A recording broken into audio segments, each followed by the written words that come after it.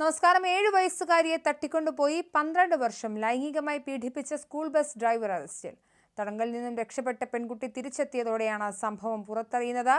കൊളംബിയയിലെ school bus ഡ്രൈവറാണ് 7 വയസ്സുകാരിയെ തട്ടിക്കൊണ്ടുപോയി 1 ദശാബ്ദത്തിലേറെ ലൈംഗികമായി ദുരുപയോഗം ചെയ്തത്. ഈ വർഷം ഫെബ്രുവരി മാസമാണ് ഇയാളുടെ പിടിയിൽ നിന്നും പെൺകുട്ടി രക്ഷപ്പെട്ടത്.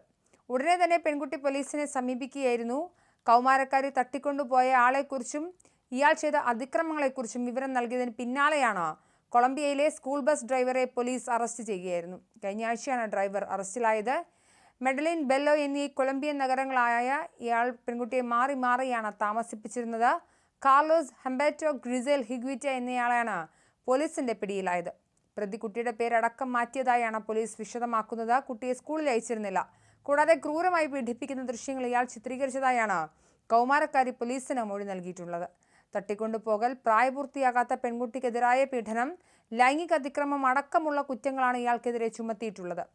7 വയസ്സ് മാത്രം പ്രായമുള്ള കുട്ടിയെ ദുരുപയോഗം ചെയ്ത് ഇത്തരം പെരുമാറ്റം സ്വാഭാവിക രീതിയാണെന്ന് ധരിപ്പിക്കാനും ഇയാൾ ശ്രമിച്ചിരുന്നു. 17 വയസ്സ് പ്രായമുള്ളപ്പോൾ ഇയാൾ പെൺകുട്ടിയെ ചോദ്യം ചെയ്തതോടെ ഇയാൾ പെൺകുട്ടിയെ മുറിയിൽ അടച്ചിടുകയായിരുന്നു. ഈ വർഷം ആദ്യമാണ് ഈ വീട്ടിൽ നിന്ന് പെൺകുട്ടി രക്ഷപ്പെട്ടത്. ചിൽഡ്രൻ ചേഞ്ച് കൊളംബിയയുടെ കണക്കനുസരിച്ച് രാജ്യത്ത് ഓരോ വർഷവും 2 ലക്ഷത്തിലധികം പ്രായപൂർത്തിയാകാത്ത കുട്ടികൾ ലൈംഗികമായി പീഡിപ്പിക്കപ്പെടുന്നു എന്നാണ് കണക്കുകൾ.